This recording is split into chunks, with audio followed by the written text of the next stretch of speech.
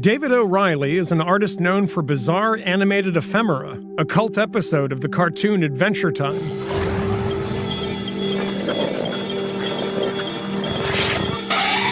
The foul-mouthed 3D simulation in Her. Come on, follow me, pussy! And now he's created a video game that allows players to become anything and everything in our interconnected universe. It's called, appropriately, Everything.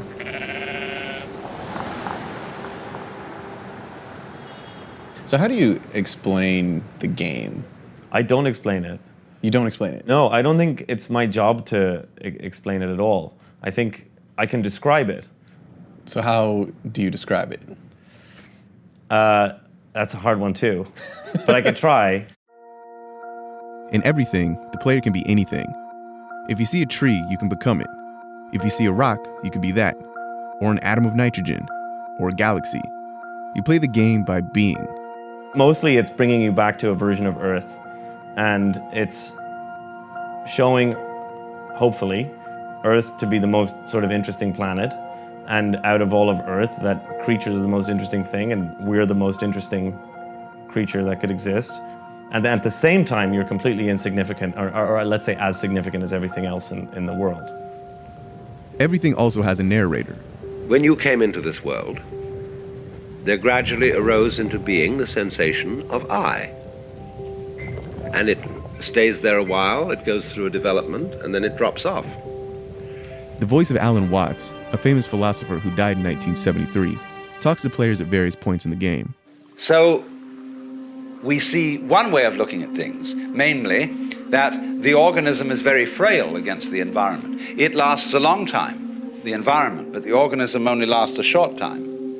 So we started making this game, and I would just listen to him just put it on. While you were working on the game? While I was working on it. And then there was this strange reflection between like what he was saying and what we were making. Is it odd at all that you're using this guy who passed away 40 years ago to narrate your game? I think anybody who's spent time listening to Alan Watts, you have this deep respect for him. You know, I really worked hard to do justice to, I hope to do justice to what his material is. Sometimes it kind of feels like the game is almost a vehicle for Alan Watts' philosophy. Yes. Yeah. It's the biggest use of Alan Watts' material that's ever existed. I think that's cool. Like, he was a philosopher, was just incredibly wise. And you hear that in the game. What is, in other words, conflict at one level of magnification is harmony at a higher level. And sometimes it's really uncanny. He talks about everything a lot, which is to say, not the game, but the totality of existence, or like, you know, the universe, let's say, or nature. Everything might look like a relaxing game, but it actually goes to some pretty dark places. Being is simply a sudden experience which was nothing before it started and will be nothing after it's over. It takes the game from feeling like a weird acid trip into something that's a lot deeper and just real. What do you want players to get out of this game? It is trying to get at this impossible thing, which is an objective perspective. If you do want to argue or make a point, the best place to do that from is from understanding the other's point of view, and maybe even understanding it better than they do.